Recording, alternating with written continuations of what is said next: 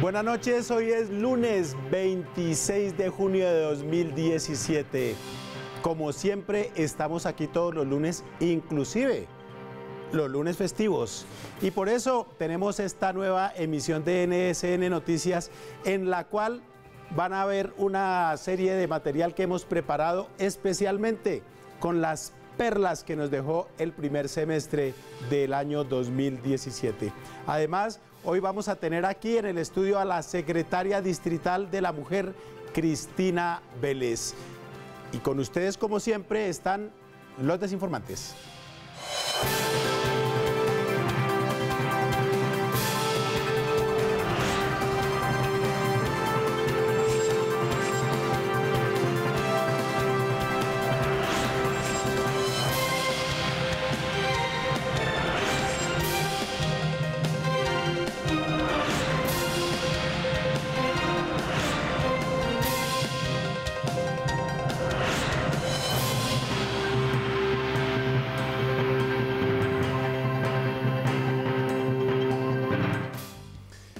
Bueno, después del programa tan espectacular que tuvimos hace 8 días con el cantante Juanes, pues hoy no nos íbamos a quedar atrás.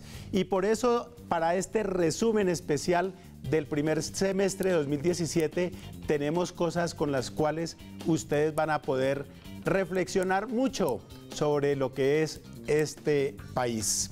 Y tenemos que hablar de este primer semestre en el Congreso de la República, donde sin duda alguna nosotros hemos podido hacer una serie de preguntas que nadie más se atreve a hacer. Veamos lo que le respondieron a Úrsula Levy en el Senado, por ejemplo, cuando fue a indagar qué tan corrupta es esa institución. Volvimos al Congreso, esta vez para averiguar el índice de corrupción del Congreso según los congresistas. Colombia salió bastante bien calificada en un puesto intermedio en un índice de corrupción. Entonces yo le quiero preguntar, si hubiera que calificar al Congreso en índices de corrupción, siendo 0 lo mejor y 5 lo peor, ¿en qué lugar estaría el Congreso? Con tus preguntas creen que tú crees que uno es muy... No te contesto. Subestima nuestra inteligencia. Habría que mirarlo individualmente, porque uno no puede decir ni generalizar que todos están en 5 o todos están en 0. Yo diría que estamos en la mitad, que no estamos como la entidad más corrupta ni tampoco somos la más transparente. Yo diría un 3. 10. Ese es el índice de corrupción de 0 a 5 del Congreso. Me declaro impedido. Yo creo que unos 8. 0 muy bien y 5 muy mal. 4,5. De 1 a 10, yo creo que la calificación de la corrupción del Congreso es 0 de esencia, quiero decir. Sigamos hablando de corrupción, más exactamente del partido Cambio Radical, porque a comienzos del año nos enteramos de cuáles serían los próximos avales de ese partido para las elecciones del próximo año. Y como ustedes pueden suponer, la lista es de lujo. Las elecciones al Congreso serán dentro de poco más de un año y los partidos organizan sus listas al Congreso desde ya. El más aventajado es Cambio Radical, partido que hace 7 años empezó ya la campaña presidencial para 2018. Y en NSN tenemos en exclusiva la lista al Senado del partido de Vargas Lleras. Como Carlos Fernando Galán aspirará a la alcaldía de Bogotá, el número 1 de la lista será el emblema de la transparencia, el doctor Rodrigo Lara Restrepo. En el reglón 2, y luego de un minucioso estudio de antecedentes, el aval será para el Guasón. En la tercera posición, y luego de pedirle un pasado judicial, se ubicará como candidato el doctor Lex Luthor. El número 4, y para cumplir la cuota femenina, lo tendrá la doctora Cruella de Vil. En el quinto puesto de la lista al Senado estará el doctor Hannibal Lecter. Luego, en el sexto reglón, otra mujer, la doctora Soraya Montenegro, quien se hizo muy popular por hacerle una juiciosa labor de oposición a Thalía en María la del Barrio. Así es que era de quien estabas enamorada, maldita lisiada. En el número 7 estará Lord Voldemort. El 8 será asignado a Úrsula, la siempre recordada pulpo bruja de La Sirenita y que además es cuota de Regina 11. Y de ahí para abajo los reglones serán repartidos entre los candidatos que digan los Char, Kiko Gómez e It, el payaso maldito. Regresamos a estudio con más desinformación. En esa lista sin duda faltó el nombre del procurador destituido Alejandro Ordóñez. Al pobre le tocó recoger firmas para poder aspirar a ser presidente. ¿Y qué tal cuando el expresidente Andrés Pastrana le exigió al presidente Santos que le explicara unas cuantas cositas sobre el proceso de paz con las FARC? Claro, como él tiene tanta autoridad moral para hablar de esos procesos, veamos la nota que sobre esto hizo Angélica Casallas. Claro, el expresidente Andrés Pastrana le exigió al presidente Juan Manuel Santos que le explique al país por qué le regaló, según él, el 15% del territorio a las FARC. Y bueno, pues nosotros nos enteramos de que en privado el expresidente le pidió a Santos muchas más explicaciones aparte de la ya mencionada, como por ejemplo, ¿por qué Enrique Santos sí es un hermano chévere, buena gente, cool, bacano? Y Juan Carlos Pastrana salió tan necio, ay no, pobre Andrés, definitivamente. Andrés también quiere saber por qué a Santos no lo critican por viajar cada 8 días fuera del país y al pobre Pastrana nunca lo dejaban en paz cuando salía a pasear 1, 2, 3, 4 semanitas por fuera. Eso es pura envidia, mi doc. Además, Pastrana, con toda la razón además, quiere que Santos le explique por qué a él no le dieron el Premio Nobel de Paz si él no le entregó a las FARC un pinche 15% del país. Al contrario, él le entregó la mitad del territorio. Yo digo que sí se lo merecía. En fin, Lau, hay tantas cosas que Santos le tiene que explicar al expresidente Pastrana que ya está haciendo méritos para convertirse en un adicto a las góticas de Valeriana. Mejor dicho, siga con más desde el estudio. De esta manera llegamos a nuestra primera pausa en este vistazo que le estamos echando al primer semestre del año 2017. Ustedes quédense ahí porque todavía quedan muchas perlitas para repasar. Ya nos vemos.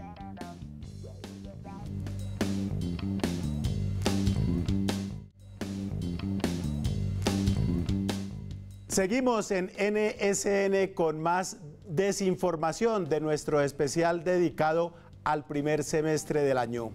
Y hablemos ahora de cultura, pues en abril tuvo lugar una temporada para revivir los clásicos del cine mundial y Úrsula Levy hizo un cubrimiento muy particular de este importante tema.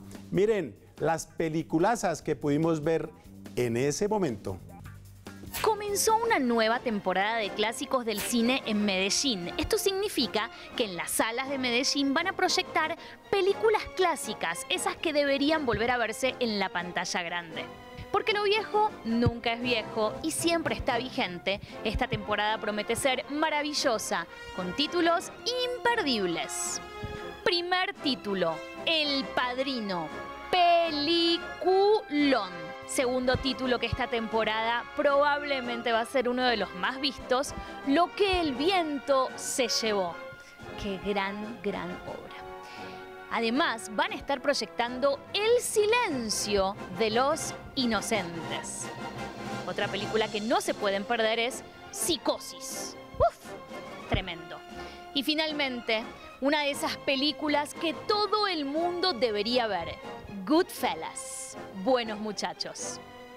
Ya saben, si tienen ganas de ver buen cine, la cartelera está divina.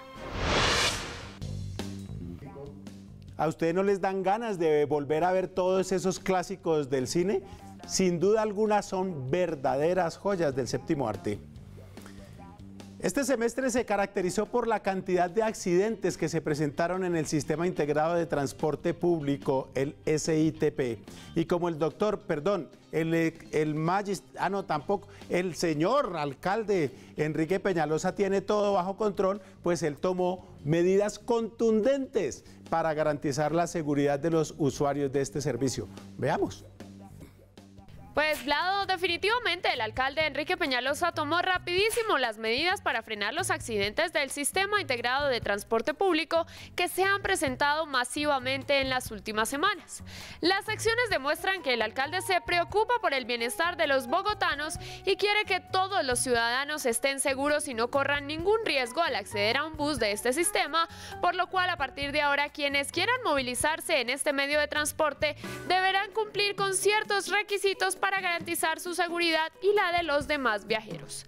Estos requisitos son, mucha atención: tener la vacuna contra la fiebre amarilla, tener la vacuna contra el tétano, portar el carnet de la EPS o del Sisbén en la mano, tener la cédula pegada en la frente al ingresar al bus, además entrar con un casco de moto, rodilleras y coderas, hacer uso de una armadura parecida a la de los jugadores de fútbol americano, llevar un botiquín en el bolso, tatuarse el factor RH en la muñeca de la mano derecha. La alcaldía insiste que de no cumplirse al pie de la letra, no garantiza la seguridad de quienes se transporten en el sistema integrado de transporte. Seguimos con más desinformación. ¿Se dan cuenta? Es maravillosa la gestión del exdoctor Enrique Peñalosa. Afortunadamente, después de esto, no volvió a pasar absolutamente nada malo en el SITP.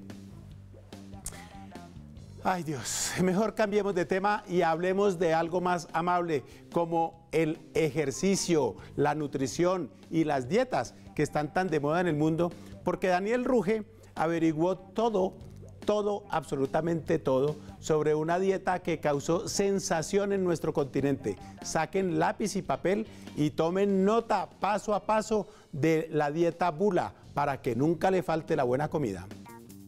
Vlado, en Piedecuesta, Santander, una mujer ingirió $7.000. Las primeras informaciones señalan que fue un impulso producido por una discusión con su marido, quien había escondido el dinero para que ella no lo encontrara. Sin embargo, NSN ha podido constatar otra teoría que indica que la mujer realmente quería cambiar su aspecto físico y estaba haciendo la dieta Otto Bula. Por supuesto, no para adelgazar, sino para que la vieran de mejor aspecto y la trasladaran a una prisión 5 estrellas. Esta dieta es rica en proteína, rica en oligoelementos y rica en propiedades no declaradas. La dieta Otto Bula permite reemplazar el consumo de vegetales, pues $1 de 100 tiene suficiente verdura. En la noche es recomendable consumir billetes de 5 o de 10 para que no caigan tan pesados al organismo. Si la Reserva Federal sube ese día las tasas, es mejor entonces consumir solo billetes de 5 para que sea todo más liviano. El doctor Bula reconoce que los tratos con Odebrecht no eran más que asuntos estrictamente alimentarios, como un acto de caridad hacia un político inhabilitado que no podía ganarse el pan por sí solo. La Fundación Odebrecht simplemente le proveía alimento a este pobre hombre que solo puede digerir dólares debido a su condición dolorívora. De hecho, el doctor Bula era bastante flaco, pero como solo consumía dólares, se engordó cuando la divisa pasó de 2.000 a 3.000 en menos de un año. Regresamos a estudio. En el Congreso se confunden un poquito y toman ahí dizque la dieta Gula, y yo no sé por qué les da unos resultados que no corresponden a lo que se supone que debería ser la dieta original. Ojo, señores congresistas, por favor, dejen la mermelada a un lado, descarados. Bueno, por supuesto, en este registro no podíamos dejar pasar por alto el supuesto encuentro entre Trump, Uribe y Pastrana. Al final, la tal reunión que era pues la megacumbre solamente comparable con las del G7, como que se quedó en una cosita así de chiquitica. Mejor dicho, en la costra política averiguamos exactamente qué fue lo que pasó y por qué se presentó este malentendido.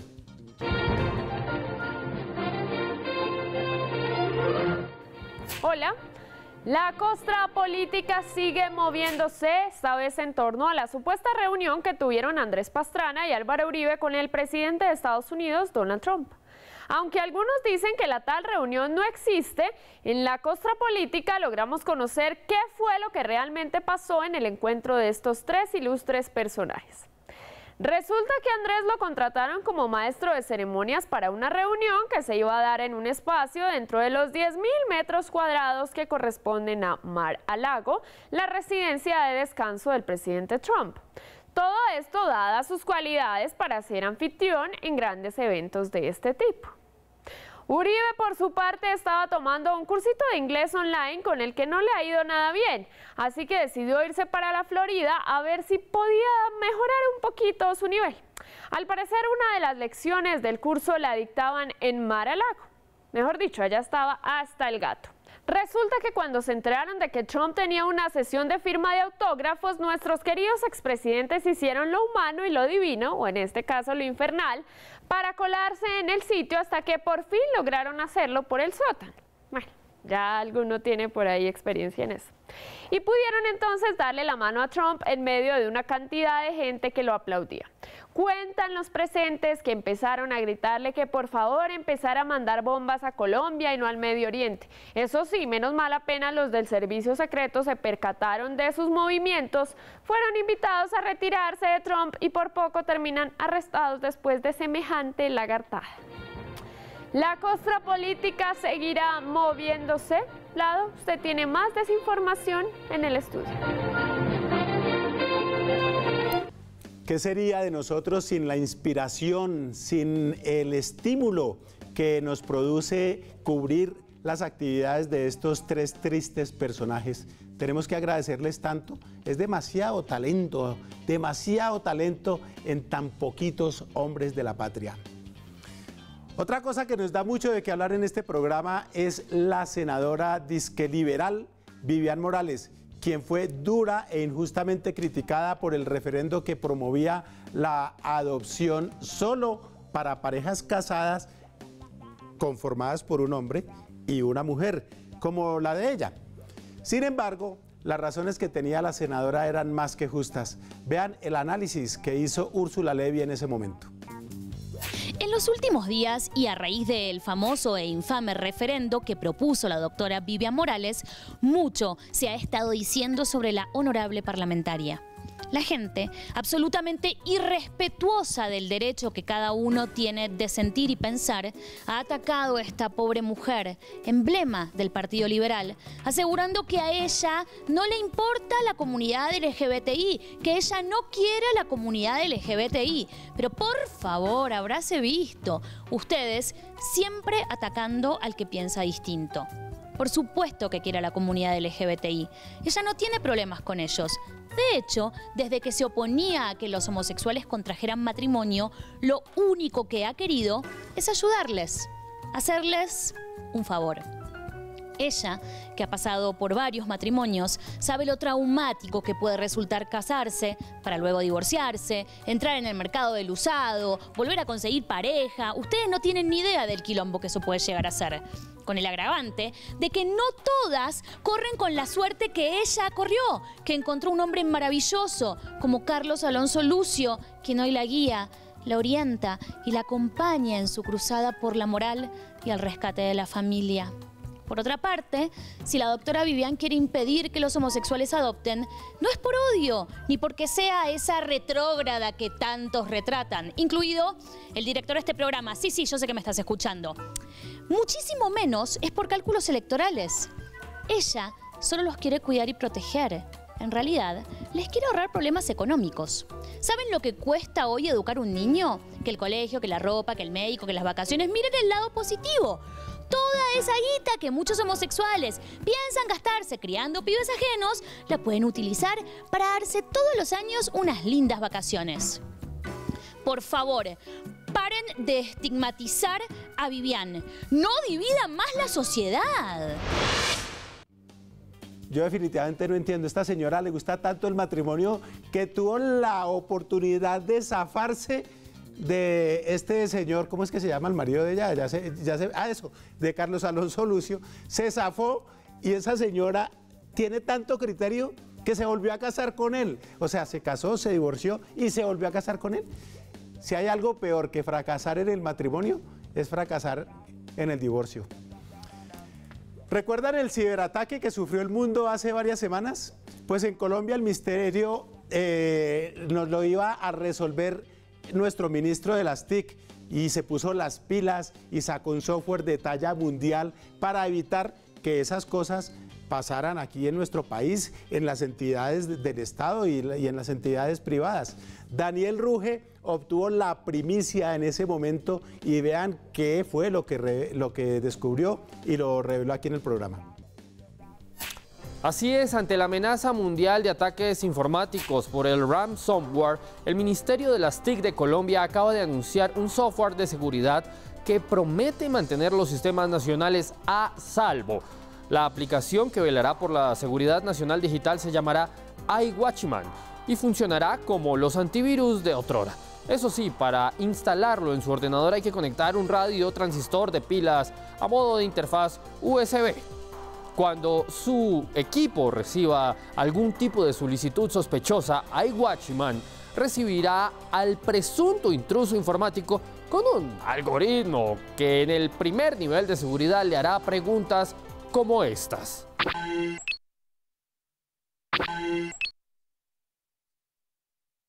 Una vez que estas preguntas son resueltas por el posible atacante, el sofisticado software desarrollado por Mintic entrará en una fase de chequeo y cálculo, durante la cual el usuario y presunto atacante deben esperar frente a una interfaz como la siguiente. Surtido el proceso, existen dos opciones. Primero, que el atacante digital se sienta descubierto y prefiera huir, o que siga con su oscura ambición. Si sucede lo segundo, iWatchman entrará en la segunda fase de protección y formulará nuevas preguntas al intruso para dejarlo en evidencia del todo. En ese segundo anillo de seguridad presentará notificaciones como estas.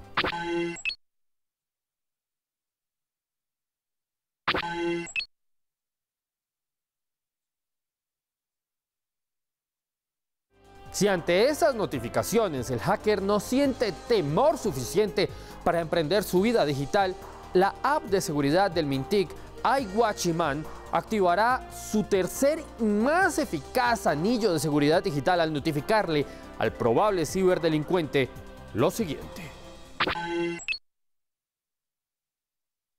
Y además, de esta forma, Colombia espera quedar absolutamente resguardada de los ciberataques a nivel mundial, aunque el Ministerio TIC advierte que iWatchman solo funciona de día, pues los ingenieros no han logrado evitar que se apague en las madrugadas. Regresamos a estudio. Con esa gran noticia tecnológica nos vamos a nuestra segunda pausa, pero ustedes quédense ahí porque ya regresamos con nuestra entrevista de la noche de hoy.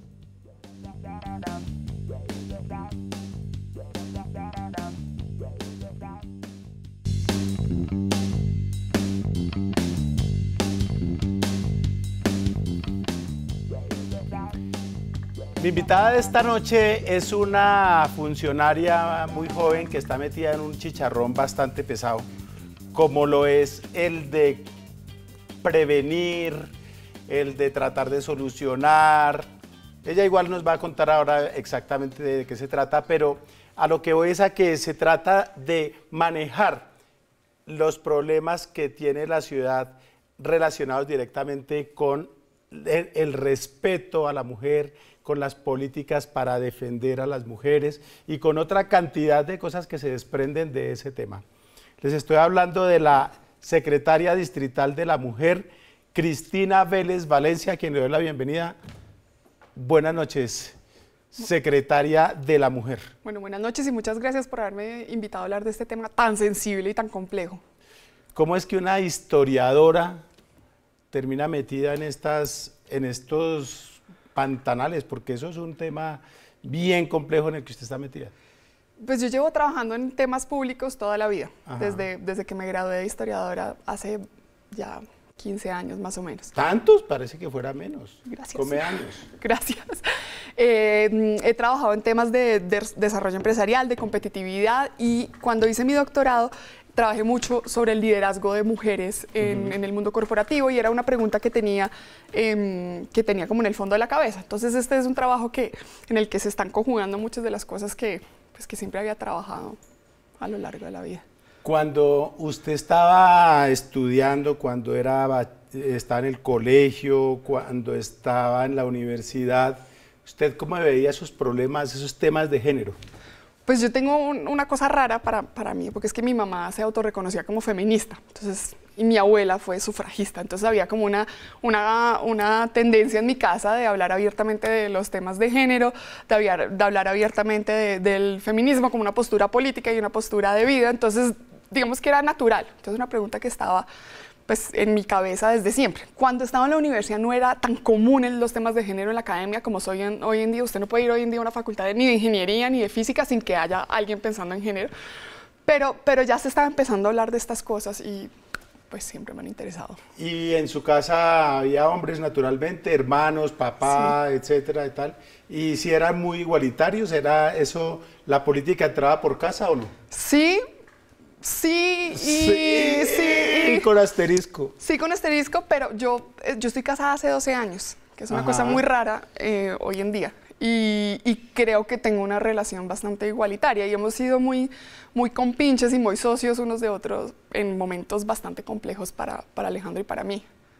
¿Y su marido qué hace? Es abogado que se volvió publicista. Bueno, no, pasa. ¿No? Eso, ese crossover de relaciones o de profesiones es muy común en muchas cosas. Y él en su trabajo también refleja de alguna manera esto mismo, o él trabaja en otro plano completamente distinto. No, en otra cosa, pero claramente tiene la pregunta en la cabeza desde hace mucho tiempo. Por ejemplo, yo he trabajado en temas de salud sexual y reproductiva, he sido activista desde hace bastante tiempo y desde que empezamos a salir era un tema de discusión. Por ejemplo, la IVE era un tema de discusión en mi casa con mi esposo. Él tiene una postura más conservadora que la mía y siempre hemos tenido este tipo de debates, incluso en frente de nuestras hijas, que muy chiquitas ya tienen posturas frente a estos temas. ¿De qué edad son las hijas? La chiquita de 2 no, pero la de 9 sí opina de todo y tiene posiciones frente a la IVE, a veces más cercanas a las del papá, pero bueno. ¿Frente a la qué me dice? IVE, interrupción voluntaria del embarazo. Ah, es que hay que... ese es un tema que una niña de 9 años, ¿cómo lo ve? Pues lo ve muy abstracto, la verdad. Claro, porque es que el embarazo, de hecho, para ellos es una cosa muy abstracta. Todavía no está en edad de tener mucha conciencia. Es muy abstracta, pero tiene, por ejemplo, el otro día estaba ella hablando del embarazo adolescente y fue muy bonito porque me dijo, mira, yo el otro día conocí una señora que trabaja en mi colegio que fue madre adolescente, entonces tú deberías preguntarle sobre estos temas porque ella es experta porque tuvo un hijo cuando tenía 14 años. Y claro, tiene toda la razón. Pues sí. ¿Y usted estudió en un colegio femenino o en un colegio mixto? Mixto. Ah, bueno, eso ayuda porque es que los colegios de un solo sexo son como del medievo, ¿no? Y todavía los hay, pero son como del medievo, ¿o no? No, fíjese que ahora hay muchos estudios que dicen que las niñas tienen mejor desempeño en carreras de base tecnológica, perdón, en materias de base tecnológica, en matemáticas, cuando están en colegios de solo niñas, porque no se enfrentan a los prejuicios y esos sesgos de que los niños son mejores en matemáticas y las niñas son mejores en matemáticas o mejores en lenguaje. Entonces, eso es una cosa que depende cómo se maneja, obviamente todo depende del manejo que tenga. Pero el problema no es precisamente que esos estereotipos existan en los colegios mixtos, porque lo ideal sería que en los colegios mixtos no se estigmatizara a las niñas como que son unas bestias para manejar cosas eléctricas o electrónicas o cosas de tecnología, ¿no? Eso sería lo ideal, pero hay estudios que demuestran que mientras cambian esos estereotipos de fondo, que yo creo que esa es como la tarea más compleja que tenemos desde la Secretaría, es trabajar por romper esas estructuras de machismo que tenemos, pues que se expresan en nuestras actuaciones diarias, pues es una alternativa para algunas niñas. No, yo no la comparto, mis hijas están en un colegio mixto, pero es una alternativa siempre y cuando cómo se maneje. Y además ahora se agrega en tiempos recientes lo que se conoce como el micromachismo, ¿no? Esos gestos que son machistas en el fondo, pero que son empacados en una imagen de consideraciones o de no sé qué, uno le hable así a la niña, no porque es otra persona y no porque es niña, ¿no? O ayúdele porque es niña, o el tipo que recoge la loza y, ay, gracias, tan querido, sí, qué detallazo, ¿no? ¿Cómo colaboras? Cuando no es una colaboración, sino una obligación. Sí, el machismo tiene un espectro grandísimo. Por un lado, es el culpable de la mayoría de los asesinatos y las muertes violentas que hay en este país, no solamente por agresiones, sino también por una evaluación desmedida del riesgo que lleva a accidentes de tránsito, sino también está, como usted lo menciona, en el día a día, en cosas tan cotidianas, pero tan violentas como, ay, calladita se ve más bonita, ¿sí? Sí. Como esas frases que uno a veces no sabe cómo reaccionar, cómo actuar frente a ellas, pero que claramente están pensadas para ponerle una posición de inferioridad. Y con términos como ese vieja tenía que ser cuando se equivocan manejando, como si los tipos nunca nos equivocáramos. Sí. Sí, además desafortunadamente las estadísticas muestran que la mayoría de los accidentes de tránsito involucran hombres. Claro. Entonces, pues... Eso es muy cierto. Pero bueno, nosotros ahorita, después de nuestra primera pausa comercial en esta entrevista, vamos a entrar a un tema que me interesa mucho y que es la razón por la cual está aquí la doctora Cristina Vélez, y es la campaña Sinvergüenza, que a mí me ha parecido buenísima y que yo creo que todos ustedes han visto, y si no, tienen que empezar a ver. Pero eso será después de comerciales.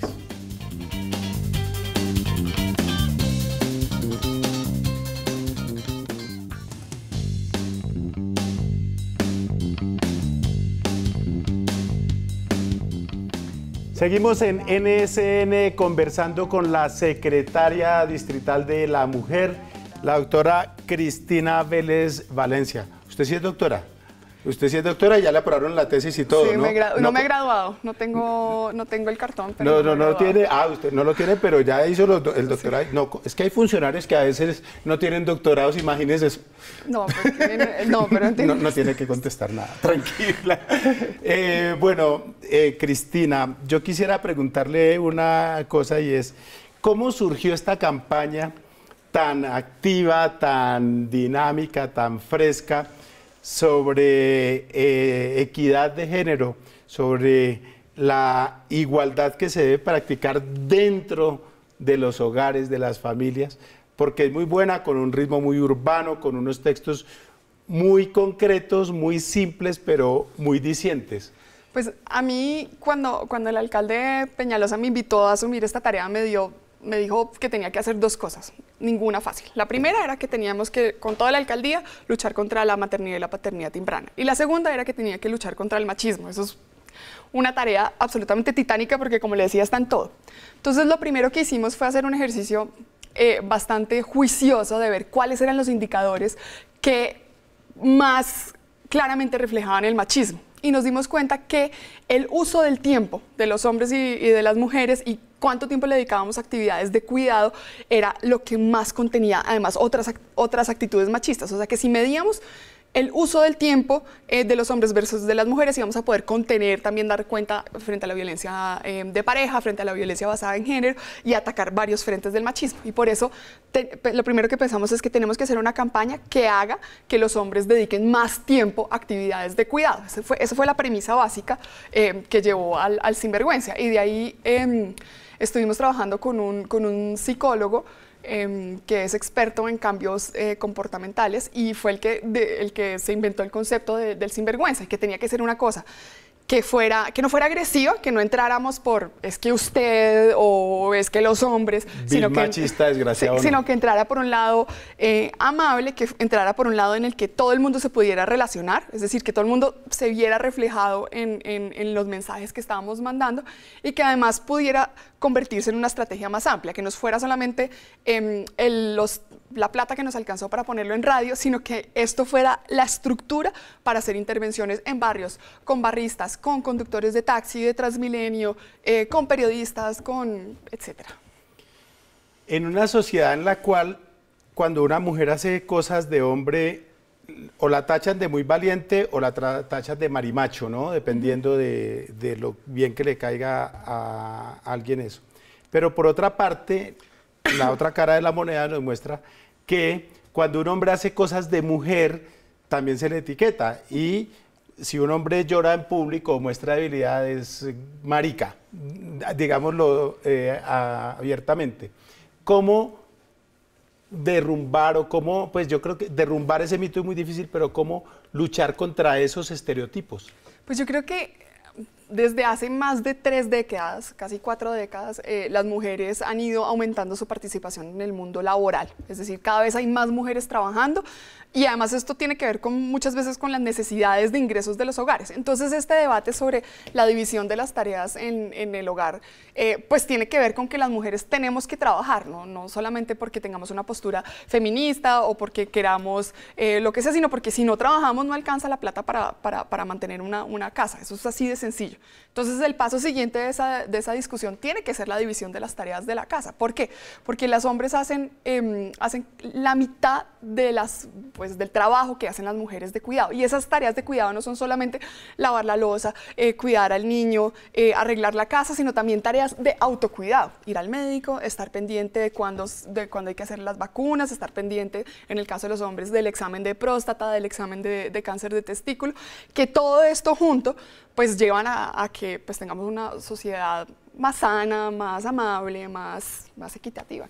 Yo alguna vez puse en mis redes sociales una foto donde yo estaba cosiendo una camisa o pegando un botón, alguna cosa. Y hubo un montón de mujeres que se derretían, pero hubo un montón de personas también que me criticaban y más o menos me decían, ay, ahora se dedicó, ay, no sé qué, ay, sí sé más, ¿no? Como criticándole a uno ese rol femenino, claro, supuestamente, ¿no? Por supuesto, de una manera errónea. Y eso es una cosa que indudablemente se cultiva desde el colegio, los hombres en la cocina abren la caca de gallina, las mujeres en el portón no sé qué, etcétera, etcétera, ¿no? ¿Qué se está haciendo precisamente ahí, en los colegios, en las escuelas públicas, para ir de alguna manera equilibrando esas cosas, que a una niña le puedan regalar un camión y a un niño le puedan regalar una muñeca? Miren, específicamente en las escuelas públicas, en los colegios públicos de Bogotá, hay una red de profesores con perspectiva de género. Entonces, por un lado, eso es una red de profesores y profesoras que están trabajando consciente y deliberadamente por romper esos estereotipos en las materias que dictan. Eso es una iniciativa de la Secretaría de Educación que acompañamos desde la Secretaría de la Mujer. Y esto viene a mi segunda tarea compleja, que es la reducción de la maternidad y la paternidad temprana. Es imposible luchar contra el embarazo adolescente solamente con acceso a anticonceptivos. Digamos, la base de la estrategia que está liderando Integración Social y que es uno de los ejes de la alcaldía, de los ejes más importantes de las prioridades del alcalde, es empezar a transformar esos mitos, porque la forma más de fondo de atacar el embarazo adolescente es dándole oportunidades a las niñas y dándoles herramientas para que se piensen de una forma diferente, y eso lo estamos haciendo con talleres, con ferias, con un montón de otras estrategias que se han ido viendo en las localidades y en los colegios. En ese orden de ideas, ¿cómo juega lo que ahora se ha puesto de moda, el tema de la ideología de género? ¿Qué tanto ayuda o desayuda, por decirlo de alguna manera, en ese trabajo que ustedes hacen? Pues yo creo que este miedo a la ideología de género, digamos, como catalogar las acciones que se hacen para construir equidad dentro del rubro de ideología de género, simplemente es un reflejo de muchos sustos que todavía tiene la gente frente a cambios que está viviendo la sociedad. Y sustos y miedos que no han podido procesar, que no saben cómo manejar y que desafortunadamente llevan a veces a agresiones, a discriminación. Y que pues yo sí espero que nuestros hijos y las próximas generaciones no le tengan miedo a la diferencia y no le tengan miedo a que las mujeres asumamos posiciones de liderazgo o que las personas se amen como quieran. No, y es que el tema no es buscar superioridad de un lado o del otro, sino simplemente equidad, ¿no? Equidad. Ese es el tema. Bueno, pues de esta manera llegamos a la segunda pausa en esta interesante conversación con la doctora Cristina Vélez. Y ya regresamos a cerrar esta conversación y por supuesto a despedir nuestro programa en esta muy grata compañía de esta noche. Muy interesante oír lo que todavía queda por decir.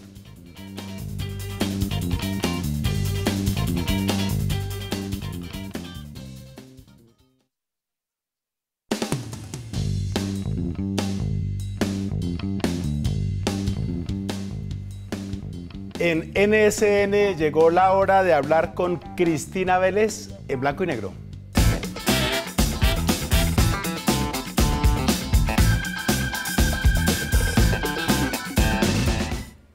¿Comer o beber?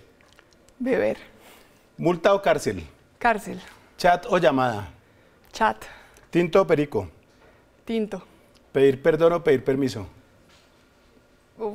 Pedir perdón. ¿Mantequilla o mermelada? Mantequilla. ¿Perros o gatos? Gatos. ¿Rayada o cuadriculada? Rayada. ¿Quisiera ser más alta o más morena? Más morena. ¿Licor nacional o importado? Nacional. ¿Conquistar o que la conquisten? Conquistar. ¿Twitter o Facebook? Twitter. ¿Batman o Superman? Batman. ¿Robledo Ángela o Robledo Jorge? Uy. C.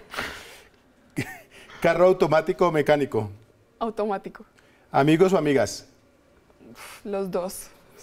¿Matrimonio civil o religioso? Civil. ¿Legalizar o prohibir? Legalizar. ¿Rubios o morenos? Morenos. ¿Ser mamá o ser hija? Ser mamá. ¿Viajar en avión o en carro? En avión. ¿Televisión o Netflix? Netflix. ¿Muerte natural o eutanasia? Eutanasia. ¿Café o chocolate? Chocolate. ¿Peñalosa o mocus? Peñalosa. ¿Aguapanela o limonada? Aguapanela. ¿Pan o arepa? Arepa. ¿Santos o Uribe? Santos. Esto ha sido en blanco y negro con Cristina Vélez.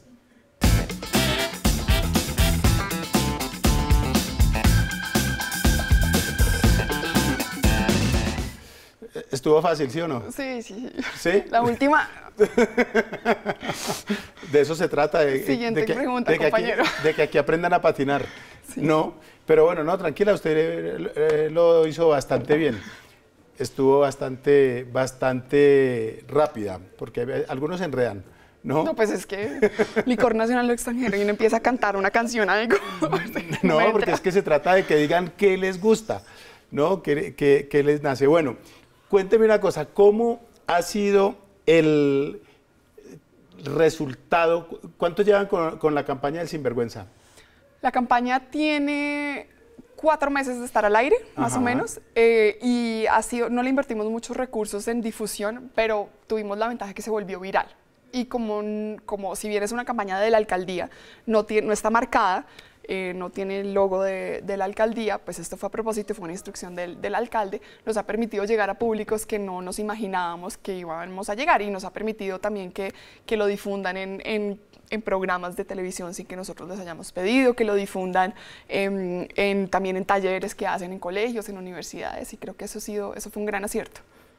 ¿Pero tienen alguna medición del impacto que ha tenido entre el público, ¿no? Desde el otro lado, es decir, hacia la gente hacia la cual va dirigida, que la gente se sienta de alguna manera, como decía usted hace un rato, de pronto retratada ahí, identificada con esas situaciones que retratan en esas campañas, en esas cuñas? No tengo los últimos datos de a cuántas personas le hemos llegado, pero en la última medición íbamos a alrededor de 4 millones de personas.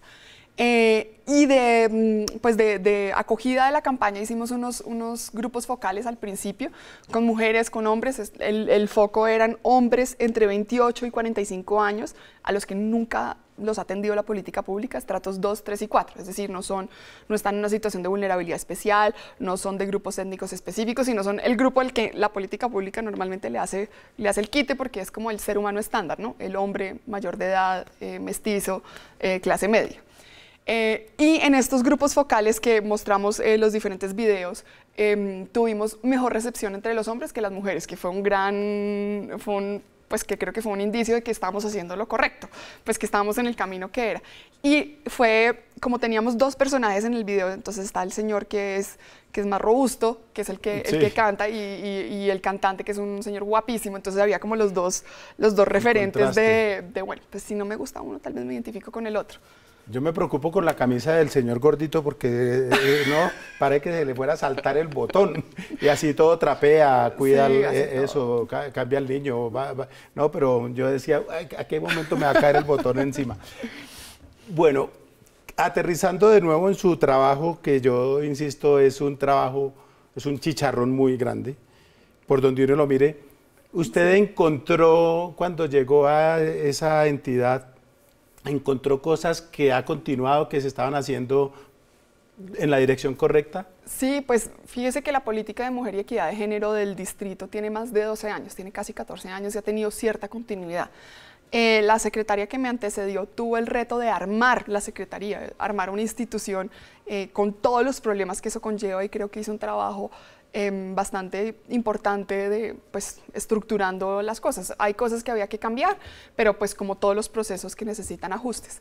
Y creo, y esto es una cosa que ha sido reconocida internacionalmente, creo que el esquema de protección y atención a víctimas que tiene Bogotá, que viene de hace una década, es un esquema que es un referente latinoamericano.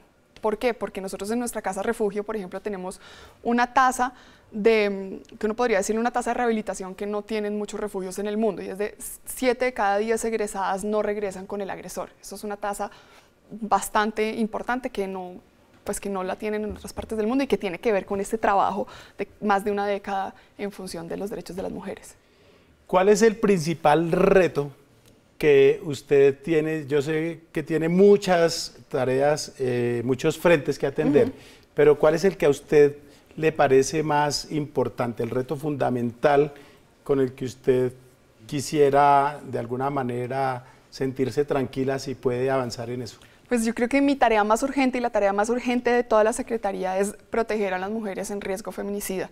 Y esto implica no solamente seguir promoviendo la denuncia con todos los problemas que tienen, que no los podemos negar, sino también dando respuestas concretas de protección a las mujeres a las que se les ha detectado un alto riesgo. Y creo que esa es la tarea más urgente y más dolorosa, porque contrastando con el sinvergüenza, la estrategia sinvergüenza fue una estrategia divertida, con la que nos reímos muchísimo, con la que nos hemos gozado desarrollándola, pero la mayoría de nuestro trabajo es un trabajo supremamente doloroso, emocionalmente muy difícil, y que tiene que ver con la vida de las mujeres.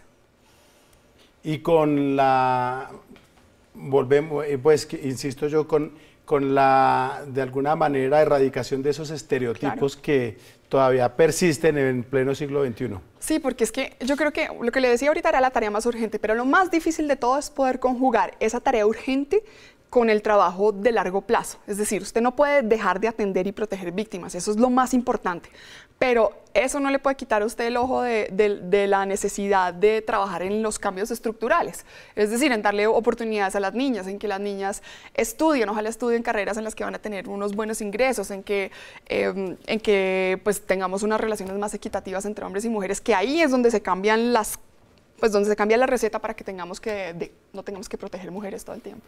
Bueno, pues le deseo muchos éxitos en esa gestión, y que esta, que fue la primera, no sea la última vez que viene por acá. Esperamos tenerla cuando haya temas, cuando tenga cosas que contarle a la gente. Cuente con estos micrófonos y con estas cámaras. Bueno, por aquí la gracias. esperamos. Gracias. Y a ustedes muchísimas gracias por sintonizarnos como todos los lunes aquí en NSN Noticias. Los esperamos de nuevo dentro de una semana a las 10 en punto de la noche para seguirlos desinformando.